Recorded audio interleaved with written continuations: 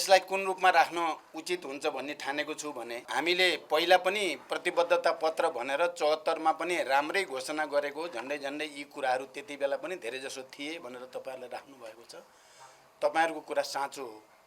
हामीले 74 को निर्वाचनमा वाम गठबन्धन गरेर अगाडि जाँदै गर्दा पनि राम्रै घोषणापत्र तयार पारेको हो। त्यो घोषणापत्र तयार पार्नेमा हाम्रो भूमिका, माओवादी केन्द्रका नेताहरूको भूमिका धेरै नै महत्त्वपूर्ण थियो भन्ने कुरा तपाईहरुको प्रश्नले पनि बतायो।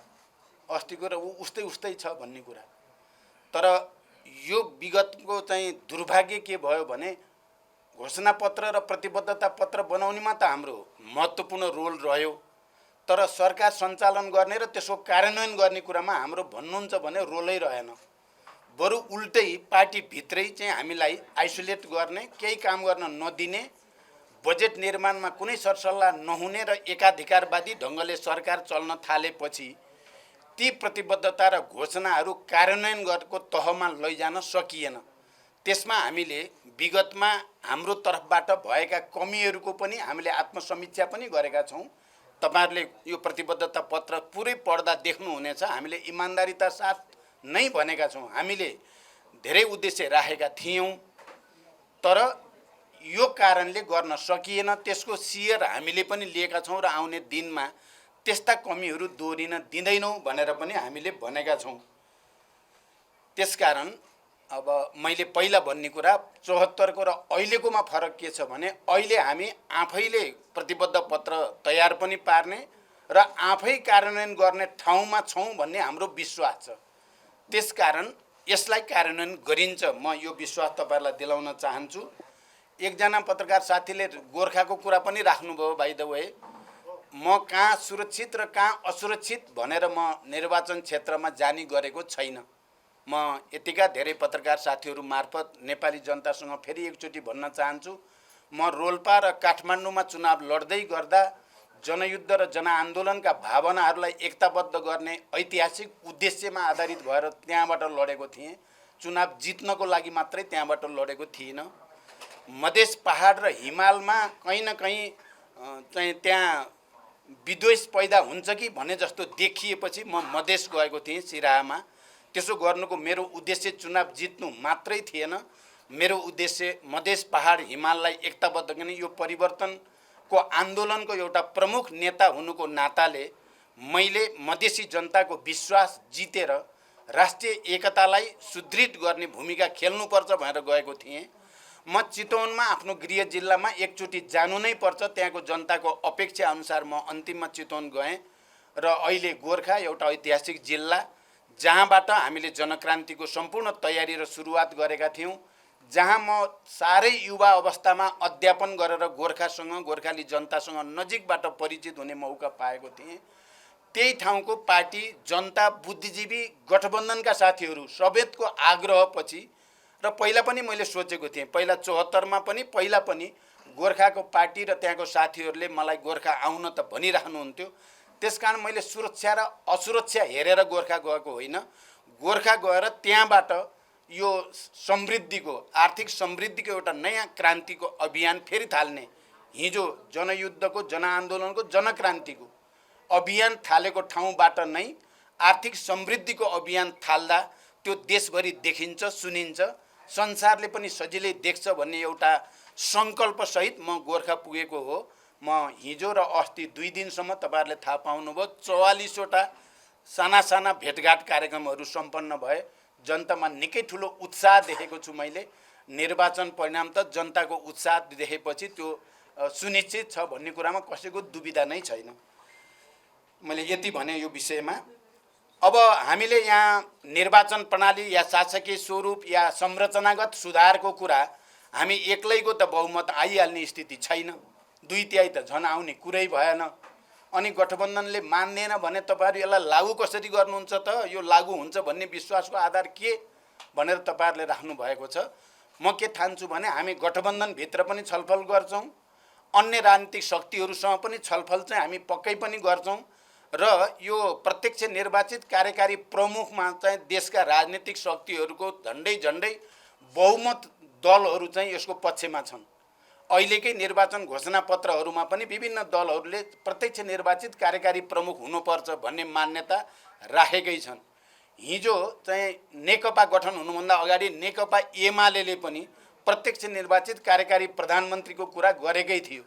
नेपाली कङ्ग्रेसभित्र पनि यो अहिलेको जस्तो शासन प्रणालीले जहिले पनि विसङ्गति आयो भन्ने ठुलो तबका नेपाली कङ्ग्रेसभित्र, नेपाली कङ्ग्रेसको नेतृत्वभित्र पनि छ। त्यसकारण हामीले जसले यो सङ्घीय लोकतान्त्रिक गणतन्त्र ल्याउन, शान्ति प्रक्रिया ल्याउन, यो परिवर्तन ल्याउन मुख्य भूमिका खेलेको माओवादी केन्द्रले गम्भीर रूपले यो विषय उठाएर छलफल गरेपछि संविधान संशोधनको माध्यमबाट यो सुधार गर्न सकिन्छ, निर्वाचन प्रणालीमा पनि सुधार गर्न सकिन्छ र यो शासकीय स्वरूपमा नि सुधार गर्न सकिन्छ भन्ने मेरो विश्वास छ। हामीले आँटेपछि चाहिँ धेरै जसो भएको छ। तपाईहरुले प्रश्न पनि गर्नुभयो केन्द्रबिन्दुमा तपाईँ हुनुहुन्छ भनेर, साँच्चै हो। युद्ध, शान्ति, संविधान, सङ्घीय लोकतान्त्रिक गणतन्त्रको घोषणा, समावेशिता, समानुपातिकता, प्रतिगमन विरोधी आन्दोलन हरेकमा हामीले मनैबाट आँटेर अगाडि बढेपछि त्यो नेपालमा पुग्ने नै गरेको छ। र यो कुरा पनि मलाई विश्वास छ गठबन्धनभित्रै छलफल गरेर एकअर्कालाई कन्भिन्स गरेर यो देशको निम्ति, लोकतन्त्रको निम्ति र आम जनताको हितको निम्ति आवश्यक छ भनेर कन्भिन्स गर्न सकिन्छ भन्ने मेरो विश्वास छ। यसमा तपाईँ पत्रकार साथीहरूले जसरी प्रतिगमन विरोधी आन्दोलन होस् या संविधान सभाबाट संविधान निर्माण गर्ने प्रक्रिया होस्, हरेकमा तपाईहरुले जसरी सकारात्मक भूमिका खेल्नु भएको छ र जनमतलाई सकारात्मक बनाउन, परिवर्तनको पक्षमा बनाउन भूमिका खेल्नु भएको छ, अहिले पनि तपाईहरुले पनि यो सुधार आवश्यक छ। सबै खालका राजनीतिमा देखा परेका विसङ्गति, विकृति हटाउनको निम्ति प्रत्यक्ष निर्वाचित कार्यकारी प्रमुख र निर्वाचन प्रणाली जनसमुदायको अवस्थिति, नेपाली समाजको विकास जसरी भएको छ त्यही अनुसार सबैको पहुँच हुने गरी हुनु पर्यो भनेर तपाईहरुले पनि आवाज उठाइदिनु भयो भने मलाई लाग्छ छिटै नै यो विषयमा राष्ट्रिय सहमति बनाउन सकिन्छ। अर्को घोषणापत्र अब तपाईहरुको त यो खालको आयो, सुनियो, तर अब गठबन्धनको त फेरि आफ्ना आफ्नै चाहिँ पार्टीहरुको आफ्नै आफ्नै पनि छ भन्ने कुरा जो राख्नु भएको छ। सबभन्दा पहिले हामीले गठबन्धनको तर्फबाट संयुक्त अपिल र प्रतिबद्धता प्रकाशित गरि नै सकेका छौँ। छोटो भए पनि त्यसमा सार संक्षेपमा अहिले गठबन्धनभित्र हाम्रो समझदारी के हो, सहमति के हो भन्ने कुराको जनतालाई आम रूपमा अपिल गरिएको छ र गठबन्धनलाई विजयी गराउनको निम्ति र हामी गठबन्धनले गर्ने काम यी हुन् भनेर सार संक्षेपमा ती कामहरू सबभन्दा पहिला गरिसकिएको छ र त्यसपछि प्रत्येक पार्टीका आफ्ना विचार छन्, आफ्ना सिद्धान्त छन्, आफ्ना मूल्य मान्यता छन्, आफ्ना कार्यक्रम छन्। त्यसअनुसार नेपाली कङ्ग्रेसले पनि आफ्नो घोषणापत्र जारी गरेको छ र अरू पार्टीहरूले पनि आजै पनि मैले देख्दै थिएँ एकीकृत समाजवादीले नै जारी गर्यो, सायद अरू पार्टीले नै गरेका छन्। त्यसमा चाहिँ फेरि प्रत्येक पार्टीका आफ्ना प्रतिबद्धता, आफ्ना विचार, आफ्ना मूल्य मान्यता जो जनताले थाहा पाउन जरुरी छ। गठबन्धनभित्रका दलहरू पार्टी एकता गरेका होइनन्, ती एउटै पार्टी हुनेतिर अगाडि बढेका दलहरू पनि होइनन्। ती एउटा निश्चित ऐतिहासिक आवश्यकता, राष्ट्रिय आवश्यकताद्वारा गठबन्धनमा आबद्ध भएका हुन्। तपाईहरुलाई यो कुरा प्रष्ट थाहा छ। हामीले संविधानको रक्षा, लोकतान्त्रिक गणतन्त्र र संघीयताको रक्षा र राष्ट्रको रक्षाको मुख्य उद्देश्यमा गठबन्धन गरे हो। त्यसमा हाम्रो अहिले पनि सहमति छ। तर माओवादी केन्द्रको विचार, सिद्धान्त, मूल्य मान्यता र अरू पार्टीका आफ्ना विचार, मूल्य मान्यता पनि नेपाली जनताले थाहा पाउनुपर्छ र मतदान गर्दा जनताले त्यो कुरा बुझेर आत्मसात गरेर विवेक प्रयोग गरेर मत हाल्ने अधिकार जनताको छ। जनताको त्यो अधिकारलाई हामी कसैले पनि गठबन्धनको नाममा या मोर्चाको नाममा जनताको अधिकारलाई माथि हामीले कुनै खालको हस्तक्षेप या कुनै खालको दबाब दिन हुँदैन। त्यस अर्थमा पनि फेरि हरेक पार्टीका आफ्ना हुनु स्वाभाविक छ।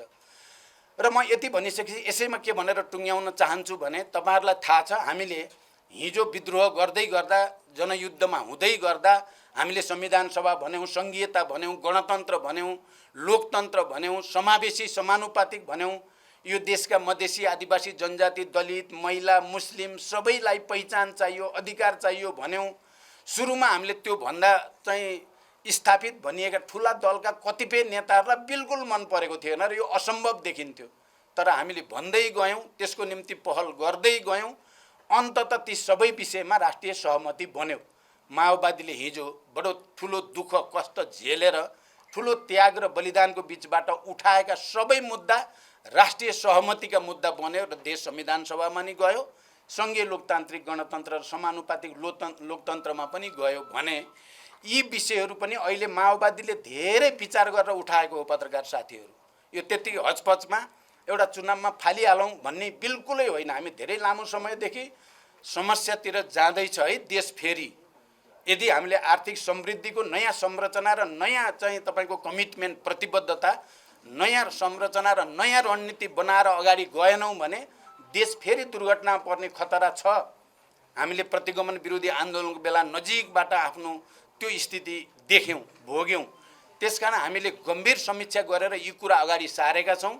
मलाई लाग्छ ढिलो छिटो 5 वर्ष लाग्दैन, एकाध वर्षभित्र यसमा राष्ट्रिय सहमति हुन्छ, देश संरचनागत सुधारमा जान्छ अनि भ्रष्टाचार नियन्त्रणको निम्ति कडा कानुनहरू बन्छन्।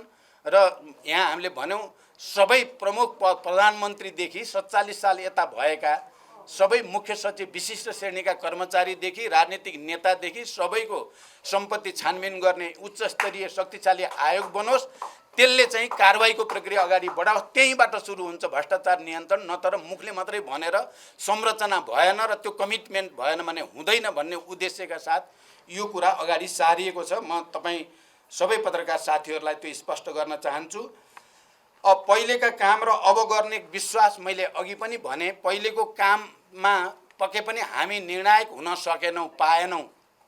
हामीले घोषणापत्र निर्माणमा आफ्नो चाहिँ योगदान ठुलो गरे पनि त्यसको कार्यान्वयन गर्ने बेलामा हामीसँग त्यो चाहिँ अधिकार या त्यो नेतृत्व रहेन। हामी चाहन्छौँ यो पटक त्यस्तो हुने छैन।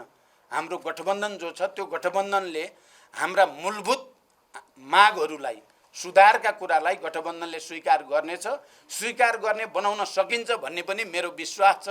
र म तपाईँहरूलाई यस सन्दर्भमा दुईटा कुरा म यो प्रतिबद्धता पत्रको पढेर सुनाउन आवश्यक ठाने। मैले अब के गरियो भनेर धेरै भन्न सकिन्छ, त्यो त बुकलेट पनि निक्लेको छ। म पहिलोचोटि प्रधानमन्त्री हुँदा के चाहिँ कामको सुरुवात गरिएको थियो, विद्युतीकरणलाई कसरी अगाडि बढाउन सोचियो, मध्य पहाडी लोकमार्ग निर्माणको चाहिँ अभियान कसरी लगियो, उत्तर दक्षिण कोरिडोर बनाउने कुरा कसरी लगियो भन्ने कुरा तपाईँहरूलाई थाहा छँदैछ। त्यही प्रक्रियामा देश अगाडि बढिरहेको देख्छु मैले। मानिसहरूले यसलाई स्वीकृति दिन, स्वीकार गर्न अप्ठ्यारो लाग्छ होला, प्रचण्डको बेला भएको भनेर भन्यो भने त अप्ठ्यारो मान्ने मान्छे छन्, तर भएको त्यही हो। म अहिले खालि दुईटा प्यारा पढेर सुनाउँछु।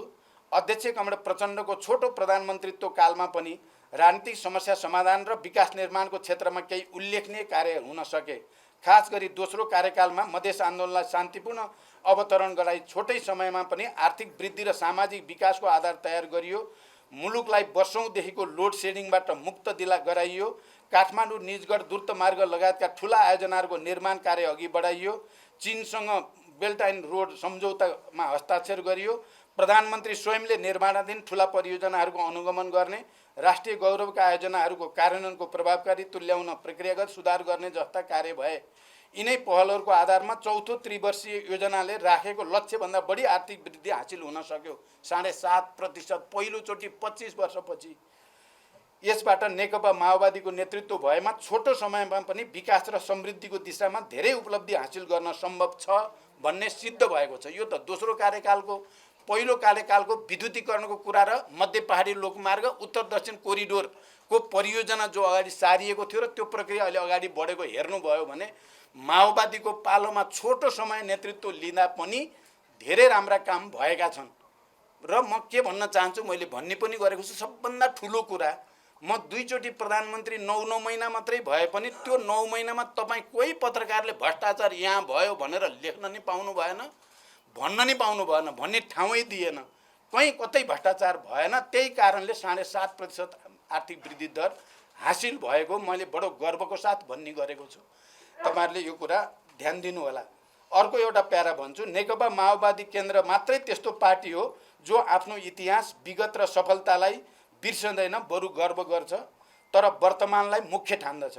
हाम्रो पार्टी आफ्ना सकारात्मक गुण, चरित्र र सफलताहरूलाई दोहोरो गरी पक्रँदै अघि बढ्छ, साथै हाम्रो पार्टी नै त्यस्तो पार्टी हो जो आफ्नो गल्ती, कमजोरी र अपर्याप्तताहरू विनम्रतापूर्वक स्वीकार गर्दछ, जनता सामु इमान्दारीपूर्वक आत्मालोचना गर्छ र गल्ती कमजोरी सच्याउँदै एवं थप रूपान्तरित हुँदै अघि बढ्ने सङ्कल्प गर्दछ। सामाजिक न्यायसहितको समृद्धिको तात्कालिक र मूल कार्यभार र समाजवाद निर्माणको रणनीतिक कार्यभार पूरा गर्न हाम्रो पार्टीले अध्यक्ष कमरेड प्रचण्डको नेतृत्वमा वैचारिक सांस्कृतिक रूपान्तरणको महाअभियानमा हेलिँदै अघि बढ्ने घोषणा 2078 सालमा सम्पन्न 8औं राष्ट्रिय महाधिवेशनबाट गरेको छ। तसर्थ नेकपा माओवादी केन्द्रबाट मात्रै देशले त्यस्तो नेतृत्व र निकास सम्भव छ भनेर भनिएको छ। यसमा हामीले गर्न खोजेका प्रयासहरू, सकारात्मक प्रयासहरू र आफ्ना गल्ती स्वीकार गर्ने, कमजोरी भयो भने यहाँ कमजोरी भयो भनेर स्वीकार गर्ने र त्यसबाट शिक्षा लिने पार्टीको रूपमा पनि माओवादी केन्द्र छ भनेर प्रश्न गरिएको छ। साथीहरू, साँच्चै यो परिवर्तन जसले धेरै ठुलो सङ्घर्ष र बलिदान गरेर ल्यायो, यसको नेतृत्व उसैले गर्दा मात्रै देशले गति लिने हो। दुर्भाग्य कहीँ न कहीँ हामी पनि चुक्यौँ। म आफै पनि पार्टीलाई एकताबद्ध राख्न सकिनँ। यदि त्यो माओवादी जसरी 64 सालमा आएको थियो त्यो एकताबद्ध राख्न सकेको भए, विभाजन नभएको भए, कतिपय गल्ती मैले गरेको छु त्यो कुरा तपाईहरुसँग मैले भन्ने पनि गरेको छु। पहिलोचोटि जसरी 12 बुँदे समझदारी विस्तृत शान्ति सम्झौतामा गिरिजाप्रसाद कोइराला र मैले सहमतिमा हस्ताक्षर गरेपछि एउटा नयाँ युग नै सुरु भएको थियो। मैले पहिलोचोटि गिरिजाबाबुलाई राष्ट्रपति बनाउन जोड गर्नु पर्थ्यो, मैले त्यसो गर्न सकिनँ। मेरो त्यहाँ कमजोरी मैले भनिराखेकै छु। सायद त्यसो गरेको भए 2 वर्षमै संविधान बन्थ्यो, देशको कोर्स अर्कै ढङ्गले जान्थ्यो। यो कुरा बडो सिधा भाषामा इमानदारीतापूर्वक भन्ने पार्टी पनि हाम्रो पार्टी मात्रै हो। अरूले त्यसलाई कुनै न कुनै रूपले शब्दको चाहिँ कला भर्नी गरेको तपाईहरुले थाहा पाइराख्नु भएकै छ।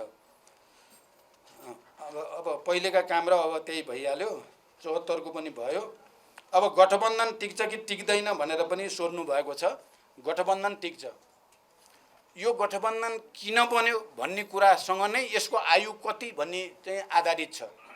जबसम्म यो देशमा झन्डै 70 वर्ष लडेर सशस्त्र र शान्तिपूर्ण आन्दोलनको योगफलको रूपमा प्राप्त भएको संविधानमाथि घात हुने र त्यसलाई उल्ट्याउने षड्यन्त्र रहिराख्छ, गठबन्धनको आवश्यकता पनि रहिराख्छ। त्यसकारण यो गठबन्धन अहिले हाम्रा अलग अलग प्रतिबद्धता पत्र भए पनि गठबन्धन हाम्रो साझा प्रतिबद्धताका साथ त्यो अगाडि जान्छ र त्यो मार्फत हामीले आर्थिक विकासलाई गति दिने हाम्रो मुख्य एजेन्डा, समृद्धिको लागि क्रमभङ्गता जो भनिएको छ तपाईहरुलाई थाहा छ। म पहिलोचोटि शान्ति सम्झौतामा विस्तृत शान्ति सम्झौतामा हस्ताक्षर गर्दै गर्दा मैले चाहिँ प्रज्ञा भवनमा भनेको पहिलो कुरा पनि त्यही थियो। प्रकृतिमा, मानव समाजमा र मानिसहरूको चिन्तनको विकास प्रक्रियामा पनि निरन्तरतामा क्रमभङ्ग हुँदै अगाडि बढ्छ। हामीले पनि अब यो 10-15 वर्ष जे अनुभव गरियो विकासको यो बडो घिसेपिटे, बडो चाहिँ सुधारात्मक अलिअलि भएकै त छ भने जस्तो, भएको छैन भने जस्तो पनि छ। त्यो स्थितिको अन्त अब सामान्य रूपले हुँदैन, क्रम भङ्ग गरेरै गर्नुपर्छ, अलि ठुलै धक्का दिएर गर्नुपर्छ भनेर भनिएको छ। महिलाको बारेमा पनि तपाईहरुले प्रश्न राख्नुभयो। हामीले त पहिले नै पार्टीको चाहिँ केन्द्रीय निकायहरूमा 35% महिला अनिवार्य हुनुपर्ने विधानको व्यवस्था गर्यौं र त्यो लागू पनि गर्यौं। र हामीलाई गर्व के छ भने माओवादी पार्टीभित्र कति महिला कहाँनिर भए भन्दा पनि हामीले संविधानमै नै महिला अधिकार सुनिश्चित गर्ने ठाउँ माओवादीकै कारणले मुख्य रूपमा बन्यो। हामीलाई गर्व छ। राष्ट्रपति महिला बन्ने, सभामुख महिला बन्ने, प्रधान न्यायाधीश महिला बन्ने स्थिति माओवादी आन्दोलनकै जगमा भएको हो। त्यो अरू कसैले गरेर भएको हो भन्ने हामीलाई लागेको छैन। त्यसमा हामीलाई गर्व छ। नेपाली कांग्रेसमा महिला नेता आए पनि, एमालेमा आए पनि, समाजवादीमा आए पनि मैले चाहिँ के ठान्छु भने हाम्रो चाहिँ बलिदान खेर गएको छैन। सबैतिर महिलाको प्रतिनिधित्व भएको छ। अब हामीले बल चाहिँ गरेका छौं, तर परिस्थितिले हामीले चाहे जस्तो अझै सबै ठाउँमा पुर्याउन सकिएको छैन। अहिले तपाईं हेर्नुभयो भने संयोग कस्तो पर्न गएछ भने काठमाडौँमा हाम्रो 5 जना चाहिँ संघका उम्मेदवार छन्, 5 जना महिला पर्नु भएछ। त्यो महिला पार्छौं भनेर नि होइन, जित्नुहुन्छ हेर्नु होला। केहीले जित्नुहुन्छ, अब केहीले त के गर्नुहुन्छ भन्ने सकिँदैन, केहीले चाहिँ जित्नुहुन्छ। त्यसकारण 5 जना राजधानीमा महिला संघमा चाहिँ दिने सक्ने 8 चाहिँ माओवादीको मात्रै छ। अरूको छैन। साथीहरू तपाईँहरूले सोधेका प्रश्नहरूको उत्तर मैले सकेँ। जस्तो कि अब यहाँले यो प्रतिबद्धता पत्र सार्वजनिक गरिरहँदाखेरि अति नै लोभ लाग्दो रहेछ, तर त्यहाँ काङ्ग्रेसको उम्मेदवार उभिरहेको ठाउँमा यो प्रतिबद्धता पत्र कसरी पढ्लान्, त्यहाँका मतदातालाई आश्वासन कसरी पार्नु, त्यो दोधारमै भयो कि? अब यो कुरा मैले अघि भनि नै सकेँ। नेपाली कङ्ग्रेसलाई हाम्रा यी कुरा थाहा नभएको कुरा छैन। हिजो गठबन्धन गर्नु अगाडि पनि माओवादीको शासकीय स्वरूपबारे, निर्वाचन प्रणालीबारे, माने भ्रष्टाचारबाट देशलाई मुक्त गर्ने बारेमा आफ्ना भनाइ छन् भन्ने कुरा थाहा नपाइकन गठबन्धन भएको होइन। हामीले छोड्यौँ भने बरु नेपाली काङ्ग्रेसलाई किन छोड्यो माओवादीले भन्ने अनौठो लाग्छ, नछोड्दा उहाँहरूलाई अनौठो लाग्दैन। त्यसो भएर यसमा धेरै टेन्सन लिनुपर्ने मैले देखेको छैन। धन्यवाद। सार्वजनिक हुन्छ, हामीले यो हेर्नु होला। हामीले पार्टीका केन्द्रीय सबै सदस्यहरूको पनि सम्पत्ति चाहिँ सार्वजनिक गर्ने यहाँ प्रतिबद्धता गरेका छौँ, गराउँछौँ, समय तोकेरै गरेका छौँ हामीले। र हामीले जो कारबाहीको कुरा गरेका छौँ, मदेखि लिएर सबै प्रधानमन्त्री, सबै मन्त्रीहरू विशिष्ट श्रेणीका भनेको हुनाले यसको धेरै ठुलो अर्थ छ। तपाईँहरूको साथ भयो भने लागू हुन्छ। धन्यवाद है। अब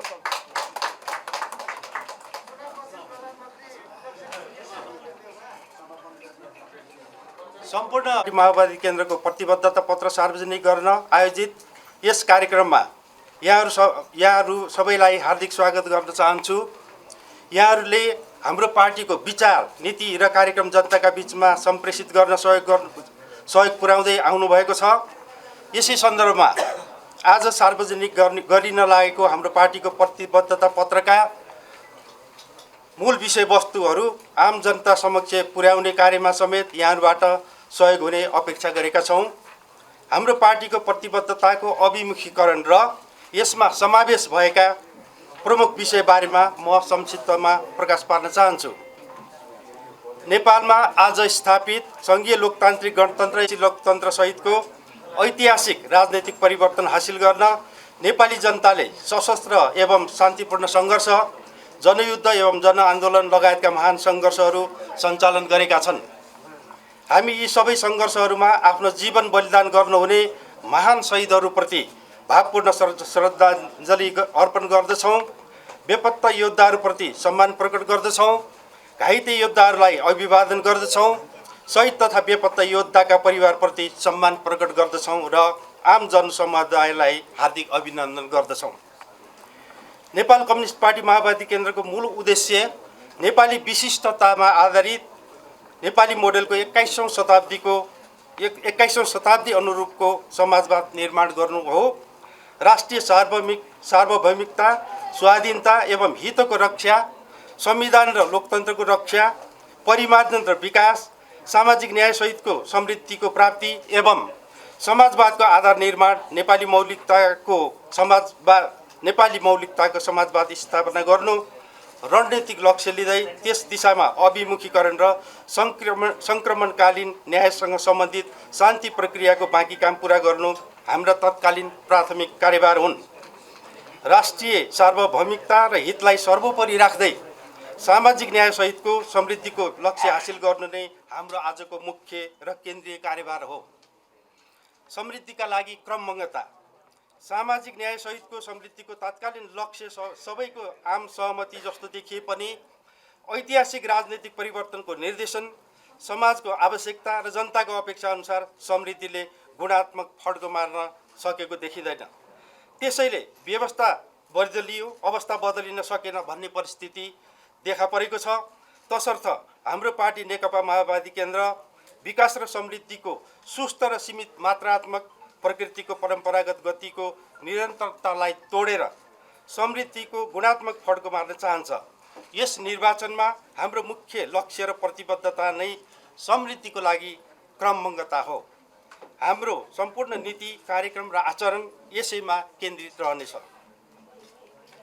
विद्यमान संरचना, राज्य सञ्चालन प्रणाली, नीति र कार्यक्रम र व्यवहार जनताले अपेक्षा गरेको र हाम्रो लक्ष्य अनुसारको विकास र समृद्धि हासिल हुन नसक्ने भएकोले यसका लागि पार्टीले संरचनात्मक परिवर्तनमा जोड दिनेछ। यस अन्तर्गत शासकीय स्वरूप र निर्वाचन प्रणाली परिवर्तन गरिनेछ। राज्य पुनर्संरचना आयोग गठन गरी स्वायत्त संरक्षित र विशेष क्षेत्रको व्यवस्था गरिनेछ। कानुन निर्माण, अधिकार सूची परिमार्जन तथा वित्तीय सङ्घीयता कार्यान्वयन मार्फत सङ्घीयतालाई सबल बनाइनेछ। उच्च स्तरीय आयोग गठन गरी प्रशासन संयन्त्रको पुनर्संरचना गरिनेछ। न्यायपालिकाको संरचनामा सुधार गर्ने जस्ता कार्यहरू अघि बढाइनेछ। यसका लागि आवश्यकता अनुसार संविधान संशोधन गर्न पहल गरिनेछ। देशमा लामो समयदेखि भोग्नु परेको बेरोजगारी, बढ्दो आयात र उच्च व्यापार घाटा, न्यून पुँजीगत खर्च जस्ता समस्या समाधान गर्ने कार्य साधारण प्रयासबाट मात्रै सम्भव नहुने हुँदा यसमा क्रमभङ्ग गर्नका लागि राष्ट्रिय रोजगार प्राधिकरण, राष्ट्रिय व्यापार प्राधिकरण तथा राष्ट्रिय विकास आयोजना कार्यान्वयन प्राधिकरण जस्ता नयाँ संरचना निर्माण गरिनेछन्। प्रक्रियामुखी नभई नतिजामुखी मोडेलमा सञ्चालन गरिने यस्ता संरचनामा सम्बन्धित क्षेत्रका विद्यमान संरचना समाहित गरिने भएकोले यसबाट राज्यको व्यवहार वृद्धि हुने छैन। साथै सङ्घीय संरचना अनुसार नै यी संस्थाहरूले आफ्नो तहमा काम गर्नेछन्। कृषि क्षेत्रको रूपान्तरण, औद्योगिकरण, पर्यटन प्रवर्धन, जलस्रोत सहित दिगो पूर्वाधार विकास, वित्तीय क्षेत्रको सुधार तथा सम्मानजनक रोजगारीका लागि तय गरिएका कार्यक्रमहरूको प्रभावकारी कार्यान्वयनबाट 2 अङ्कको आर्थिक वृद्धि हासिल हुने आधार तयार गरिनेछ।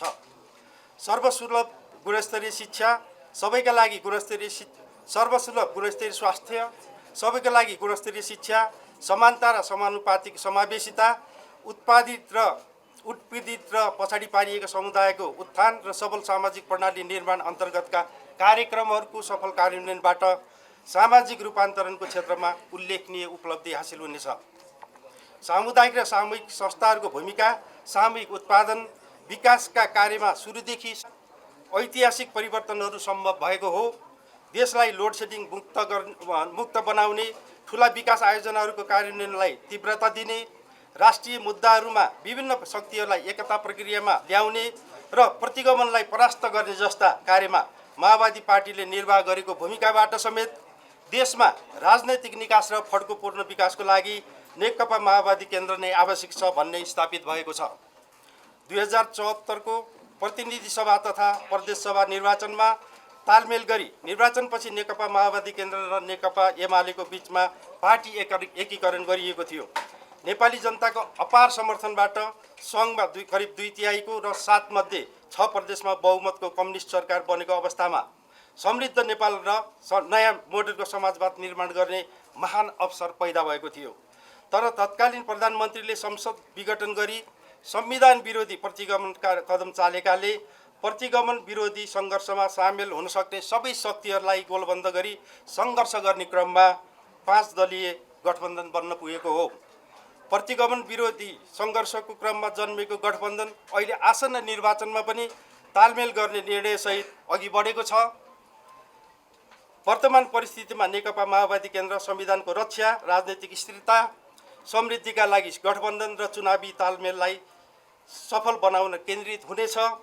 यस सन्दर्भमा यही मङ्सिर 4 गतेको निर्वाचनमा पहिलो हुने निर्वाचन प्रणाली अन्तर्गत गठबन्धनका उम्मेदवारहरूलाई र प्रगतिको आवधिक समीक्षा सार्वजनिक कुरामा यहाँहरूलाई विश्वास दिलाउन चाहन्छौँ। धन्यवाद। पुष्पकमल दाहाल प्रचण्ड, अध्यक्ष, नेपाल कम्युनिस्ट पार्टी माओवादी केन्द्र। धन्यवाद। मैले यहाँहरू समक्ष पार्टीको प्रेस वक्तव्य पढेर सुनाउने काम सम्पन्न गरेँ। अब निर्वाचनको सिलसिलामा नेपाल कम्युनिस्ट पार्टी माओवादी केन्द्रले जारी गर्न लागेको प्रतिष्ठित उपाध्यक्ष, सबै पदाधिकारी र केन्द्रीय समितिका सहयोद्धा कमरेडहरू र यो हामीले प्रतिबद्धता पत्र भन्ने गरेका छौँ, घोषणा पत्रकै अर्को नाम भने पनि हुन्छ। प्रतिबद्धता पत्र सार्वजनिक गर्ने यो कार्यक्रममा उपस्थित सम्पूर्ण पत्रकार साथीहरू, भर्खरै पार्टी केन्द्रको तर्फबाट जारी गरिएको प्रेस वक्तव्य तपाईँहरूले सुनिसक्नु भएको छ। त्यो अब तपाईँहरूको हातमा वितरण पनि हुँदैछ र भर्खरै फेरि प्रतिबद्धता पत्र स्वयं पनि सार्वजनिक गरिएको छ, त्यो पनि तपाईँहरूको हातमा एकैछिनमा आइपुग्नेछ। त्यसकारण समग्र कुरा त तपाईँहरूले त्यसबाट जानकारी प्राप्त गर्नु नै हुनेछ। हामीले यो पटक प्रतिबद्धता पत्र सार्वजनिक गर्दै गर्दा त्यसको तयारी गर्दै गर्दा हामीले केही नीतिगत र केही योजना र कार्यक्रमगत ढङ्गले विषयलाई प्रस्तुत गर्ने जमर्को गरेका छौँ। नीतिगत विषयमा माओवादी केन्द्र मात्रै त्यस्तो पार्टी हो जसले यो संविधानलाई निरन्तर सुधार परिमार्जन गर्न आवश्यक छ भन्दै संविधान सभाबाट संविधान जारी हुने बेलामा नै हामीले आफ्ना रिजर्भेसनहरू भोलिका दिनमा यी विषयहरूमा सुधार आवश्यक छ, तर तत्कालको शक्ति सन्तुलनको अवस्थालाई हेरेर र संविधान जारी गर्नुपर्ने ऐतिहासिक आवश्यकतालाई हेरेर हामीले केही सहमति समझदारी गरे पनि भोलिका दिनमा हामीले नीतिगत रूपमा केही सुधार गर्नै पर्दछ। तपाईहरुलाई थाहै छ, हामीले शासकीय स्वरूपको बारेमा पनि त्यतिबेलै राखेका थियौँ। नेपालको अरु यो संघीय लोकतान्त्रिक गणतन्त्रको मूल मर्म र भावनासँग मेल खानी भनेको प्रत्यक्ष निर्वाचित कार्यकारी राष्ट्रपति हो भनेर हामीले संविधान सभाभित्र पनि छलफल गरेका थियौँ र अन्तिम समयसम्म पनि त्यसका निम्ति प्रयास पनि भएको थियो। तर तत्काल त्यो निष्कर्षमा पुग्न सक्ने स्थिति नबनेपछि हामीले यसलाई भविष्यमा संविधान संशोधनको माध्यमबाट अगाडि बढाउने उद्देश्यका साथ रिजर्भेसन राखेका थियौँ। त्यसैगरी निर्वाचन प्रणाली पनि संघीय लोकतान्त्रिक गणतन्त्र समावेशी लोकतन्त्र भनौँ, यसको मर्म र भावनासँग मेल खाएको छैन।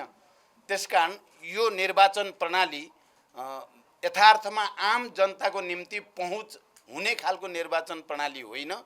आम जनताको पहुँच बनाउनको लागि र हाम्रो समाजको बनावट जस्तो छ, विभिन्न जात जाति भाषा भाषी क्षेत्र वर्ग समुदाय सबैको पनि प्रतिनिधित्व उचित ढङ्गले हुने गरी समानुपातिक निर्वाचन प्रणाली, पूर्ण समानुपातिक निर्वाचन प्रणाली बनायो भने एकातिर सबै समुदायको समुचित प्रतिनिधित्व पनि हुन्छ, अर्कोतिर खर्चिलो र भड्किलो निर्वाचन प्रणाली जो खाली ठुल्ठुला पुँजीपतिहरूले मात्रै वहन गर्न सक्ने त्यो प्रकृतिको प्रणालीलाई पनि सुधार गर्न सकिन्छ भनेर पनि हामीले त्यति बेला आफ्ना कुराहरू राखेका थियौँ।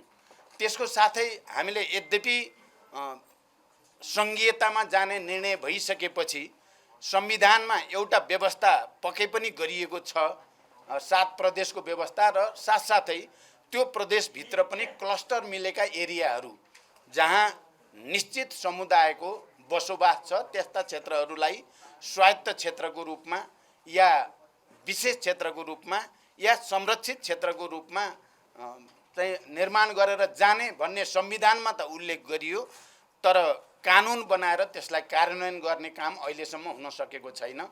हामीलाई लाग्छ यो सङ्घीयताको मर्म र भावना अनुसार यो परिवर्तन जसलाई हामीले युगान्तकारी परिवर्तनको रूपमा परिभाषित गरेका छौँ सङ्घीय लोकतान्त्रिक गणतन्त्र र समावेशी लोकतन्त्रलाई, त्यो अनुसार स्वायत्त क्षेत्र, विशेष क्षेत्र र संरक्षित क्षेत्रको रूपमा हामीले त्यस्ता इकाइहरू गठन गर्यो भने आम जनताले राज्यमा आफ्नो अपनत्व महसुस गर्ने र सबैको सहभागिता सुनिश्चित हुने कुरालाई पनि हामीले यो पटक अलिकति सुधार गर्नुपर्छ भन्ने हामीले ठानेका छौँ। त्यस्तै गरी हामी कहाँ एउटा कुरा राजनीतिक परिवर्तन चाहिँ हुने, तर त्यो राजनीतिक परिवर्तन अनुकूल प्रशासनमा सुधार या अन्य प्रणालीमा सुधार जति आवश्यक हुन्थ्यो त्यो सुधार नहुने गरेका कारणले पनि केही वर्षपछि राजनीतिक प्रणालीप्रति राजनीतिक सिद्धान्तप्रति नै मानिसहरूमा केही नयाँपनको अनुभूति नहुने गरेको पनि छ। त्यसकारण हामीले यो पटक चाहिँ संरचनागत सुधार गर्नको लागि उच्चस्तरीय प्रशासन सुधार आयोग गठन गरी कर्मचारी तन्त्रलाई रूपान्तरण गर्ने, स्वतन्त्र निष्पक्ष र जनताप्रति उत्तरदायी न्यायपालिकाको व्यवस्थापन गर्न, न्यायपालिकाको पुनर्संरचना गर्ने, उच्चस्तरीय सम्पत्ति छानबिन आयोग, किनकि यो सुशासनको कुरा निकै गम्भीर प्रश्न बनेको हामी सबैले महसुस गरेकै कुरा छ। त्यसको निम्ति हामीले उच्चस्तरीय सम्पत्ति छानबिन आयोग गठन गरी 2047 सालपछि सार्वजनिक लाभको पदमा रहेका सबैको सम्पत्ति छानबिन गर्ने र उचित कारबाही गर्ने भन्ने कुरालाई पनि हामीले ठोस रूपमा नीतिगत रूपमा नै अगाडि सारेका छौँ। अर्को हामीले सुरुमै पनि यहाँ आइ नै सक्यो, राजनीतिक परिवर्तन त हुने, तर त्यो परिवर्तनसँग मिल्दो गरिकन आर्थिक प्रगति नहुने, विकास र समृद्धिको यात्रा र रणनीतिक कार्यनीति त्यस अनुकूलको नहुँदा राजनीतिप्रति नै जनतामा कहीँ न कहीँ भ्रम सिर्जना हुने र कहीँ न कहीँ त्यसबाट निराशा आउने गरेकै छ। यो घटना 7 सालदेखि यतापट्टि मात्रै हेऱ्यो भने पनि हामी त्यो एउटा ट्रेनकै रूपमा देख्छौँ। यो पटक तपाईहरुले सायद नोट गर्नुभएको होला, मैले सार्वजनिक समारोहहरूमा बोल्दा या अन्तर्वार्ताहरूमा तपाईहरुसँग कुराकानी गर्दा पनि मैले भनेको छु, अहिले अबको हाम्रो मुख्य काम भनेको आर्थिक क्रान्ति, आर्थिक समृद्धि या सुशासन र समृद्धि नै हो। र मैले त आफ्नो तहबाट चाहिँ बोल्दा मैले आफ्नो बाँकी जीवन अब सम्पूर्ण रूपले नेपालमा आर्थिक समृद्धिको निम्ति, विकासको निम्ति केन्द्रित गर्ने कुरा गर्दै आएको छु र हाम्रो प्रतिबद्धता पत्रमा पनि त्यसरी नै एउटा क्रम भङ्ग गर्ने सामान्य सुधारको तरिकाले यो हुनेवाला छैन। त्यसकारण आर्थिक क्रान्ति, आर्थिक समृद्धिको निम्ति सम्पूर्ण तागत लगाएर निरन्तरतामा क्रम भङ्ग गरेर जानुपर्छ भन्ने मान्यता हामीले अगाडि सारेका छौँ। व्यापार घाटा नियन्त्रणका लागि राष्ट्रिय व्यापार प्रतिष्ठान गठन गर्ने, रोजगार वृद्धिका लागि राष्ट्रिय रोजगार प्राधिकरण गठन गर्ने, राष्ट्रिय महत्त्वका आयोजनाको द्रुत कार्यान्वयन र पुँजीगत खर्च वृद्धिका लागि राष्ट्रिय विकास आयोजना कार्यान्वयन प्राधिकरण गठन गर्ने, यस्ता संरचनागत सुधारद्वारा आर्थिक विकासलाई गति दिने परिकल्पना हामीले गरेका छौँ। समाजवाद उन्मुख प्रणाली निर्माण गर्नको लागि सामूहिक उत्पादन प्रणाली विकास गर्ने, स्वास्थ्य र शिक्षा राज्यको जिम्मेवारी हुने गरी अगाडि बढाउने, एकीकृत रूपको सबल सामाजिक प्रणाली कार्यान्वयन गर्ने, सार्वजनिक यातायातमा सरकारको भूमिका वृद्धि गर्ने, समानता, समावेशीकरण र विकासको प्रतिफलको न्यायोचित वितरणको संरचनामा जोड दिने भनेर भनेका छौँ। र यो नीतिगत र संरचनागत सुधारको साथै हामीले केही ठोस कार्यक्रमहरू पनि यसै अनुकूल हुने गरी अगाडि सारेका छौँ हामीले यो प्रतिबद्धता पत्रमा। त्यसमा कुनै पनि प्रकारको वैदेशिक सैन्य गठबन्धनबाट मुक्त गरी नेपाललाई शान्ति क्षेत्रको रूपमा स्थापित गर्ने, शान्ति क्षेत्रको रूपमा स्थापित गर्ने, 2 अङ्कको आर्थिक वृद्धिको आधार निर्माण गर्ने, कृषि र किसानलाई केन्द्रबिन्दुमा राख्ने, कृषियोग्य जमिन बाँझो राख्ने स्थितिको अन्त्य गर्ने, जग्गा एकीकरण, चक्लाबन्दी र सामूहिक खेती मार्फत कृषि उत्पादन वृद्धि गर्ने, बाली लगाउन अघि नै कृषि मल खेतबारीमा पुग्ने व्यवस्था गर्ने, माटोमा प्राङ्गारिक तत्त्व बढाउन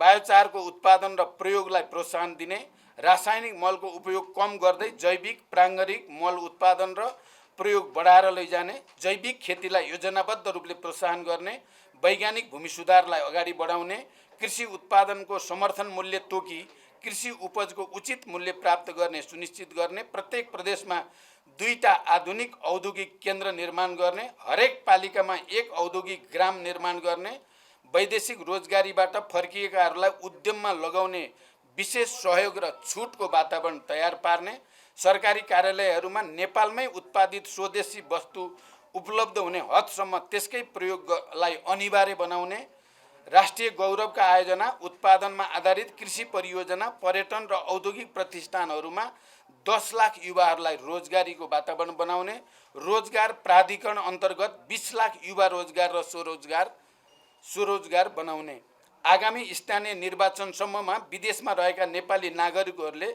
आफू कार्यरत रहेको मुलुकबाट मतदान गर्न पाउने व्यवस्था मिलाउने, शिक्षालाई पूर्वाधार मध्ये प्रमुख पूर्वाधार मान्दै शिक्षामा लगानी गुणात्मक वृद्धि गरिनेछ। 5 वर्षमा 20% पुर्याउने हामीले लक्ष्य निर्धारण गरेका छौँ। नयाँ सरकार बनेको 6 महिनाभित्र नयाँ शिक्षा ऐन जारी गर्ने, 12 कक्षासम्म अनिवार्य र निःशुल्क शिक्षा लागू गर्ने, शैक्षिक सत्र सुरु हुनु 1 महिना अघि नै सबै पुस्तक शैक्षिक संस्थामा पुर्याउने, प्रत्येक प्रदेशमा 1 प्रादेशिक विश्वविद्यालय गठन गर्ने, सिक्दै कमाउँदै कार्यक्रमलाई व्यवस्थित र प्रभावकारी ढङ्गले कार्यान्वयन गर्ने, हरेक पालिकामा आधारभूत अस्पताल निर्माण गर्ने, गरिब, विपन्न, असहाय वर्गको निःशुल्क स्वास्थ्य उपचारको व्यवस्था गर्ने, बालबालिका तथा ज्येष्ठ नागरिकहरूको लागि विशिष्टीकृत अस्पतालहरूको व्यवस्था गर्ने, उपचारात्मक सेवाको साथै निवारण पद्धति र जनस्वास्थ्यमा क्षेत्रमा जोड दिने, सार्वजनिक यातायातलाई राज्यको संलग्नता र विद्यमानमा सहज र सुरक्षित तुल्याउन अधिकार सम्पन्न यातायात व्यवस्था प्राधिकरण गठन गर्ने, अदालतको आदेशलाई सम्मान गर्दै वातावरणको रक्षामा तात्विक रूपमा प्रतिकूल असर नपर्ने गरी निजगढ अन्तर्राष्ट्रिय विमानस्थल निर्माण अगाडि बढाउने, काठमाडौँ तराई मधेस द्रुत मार्ग निर्माणलाई तीव्रता दिने, शहरी विपन्न नागरिक, ज्येष्ठ नागरिक र अशक्तका लागि सामुदायिक आवास निर्माण गरी आय स्तरको आधारमा निःशुल्कदेखि सशुल्क आवासको व्यवस्था गर्ने,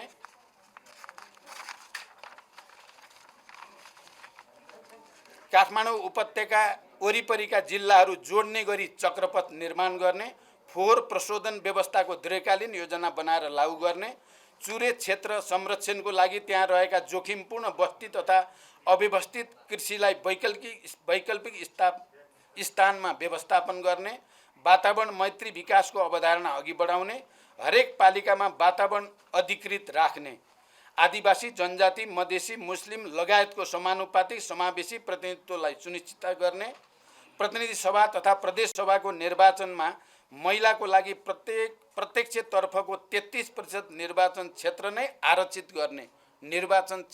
आरक्षित गर्ने र समानुपातिक तर्फको 33% को निम्ति भएको व्यवस्थाको विधि संशोधनमा पहल गर्ने, महिलाहरूले गर्ने अनौपचारिक क्षेत्रको कामलाई राज्यको कुल गृहस्थ उत्पादनमा स्पष्टसँग झल्कने गरी गणनाको व्यवस्था गर्ने, प्रत्येक पालिकामा महिला सहायता केन्द्र स्थापना गर्ने, महिला, द्वन्द्व पीडित, लैङ्गिक तथा यौनिक अल्पसङ्ख्यकको रोजगारीको लागि एक विशेष स्वरोजगार कोष खडा गरी उद्यमशीलतासँग जोड्ने, दलित समुदायलाई विशेष अधिकारको व्यवस्था गर्ने, भूमिहीन र आवासविहीन दलितलाई उचित भूमिको व्यवस्था गरी भूमिहीनता र आवासहीनताको अन्त्य गर्ने, सङ्घ र प्रदेश स्तरमा दलित विकास प्राधिकरण बनाउने, प्रत्येक पालिकामा ज्येष्ठ नागरिकका लागि खाने, बस्ने र उपचारको पूर्ण सुविधा भएको सुविधायुक्त ज्येष्ठ नागरिक सेवाको व्यवस्था गर्ने, राज्यको नीति निर्माण तहमा अपाङ्गता भएका व्यक्तिहरूको प्रतिनिधित्वको व्यवस्था गर्ने,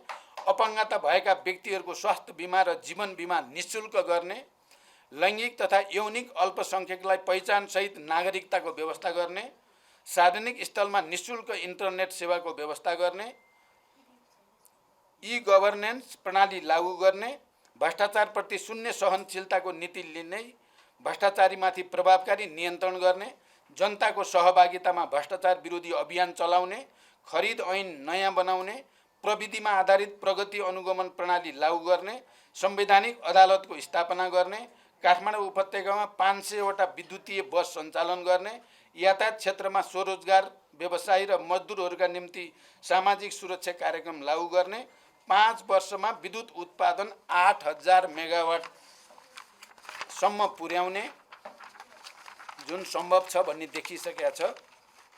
सङ्घ, प्रदेश र स्थानीय तहका सरकारी कार्यालयको लागि यातायातको साधन खरिद गर्नु परेमा विद्युतीय साधन खरिद गर्ने नीति लिने, 4000 मेगावाट विद्युत उत्पादन गर्न स्वदेशी पुँजी परिचालन गर्ने, नेपालको पानी जनताको लगानी, हरेक नेपाली जलविद्युतको शेयर धनी कार्यक्रम सञ्चालन गर्ने, एक घर एक धारा कार्यक्रम लागू गरी सबै नेपालीको घरमा स्वच्छ खानेपानी पुर्याउने, चुरेको फेदी क्षेत्र आधारित भएर पूर्व पश्चिम नहर निर्माण गर्ने, नदी जोड योजना अघि बढाउन सर्वेक्षण प्रारम्भ गर्ने, आगामी 5 वर्ष डिजिटल क्रान्ति वर्ष बनाउन जोड गर्ने, रु 1 अरबको राष्ट्रिय विज्ञान प्रविधि तथा नवप्रवर्धन कोष स्थापना गर्ने, कर्मचारीको विज्ञान तथा प्रविधि सेवा छुट्टै निर्माण गर्ने, 5 वर्षभित्र हाइड्रोजन प्लान्ट स्थापना गर्ने भएर हामीले ठोस योजना र कार्यक्रम पनि यो प्रतिबद्धता पत्रमा सार्वजनिक गरेका छौँ। पत्रकार साथीहरू, तपाईहरुले पक्कै पनि यति भनिसकेपछि बुझ्नुभयो माओवादी केन्द्रको अरूको भन्दा अलि भिन्न चाहिँ वैचारिक राजनीतिक ओरिएन्टेसन पनि छ, नीति योजना कार्यक्रम पनि छ।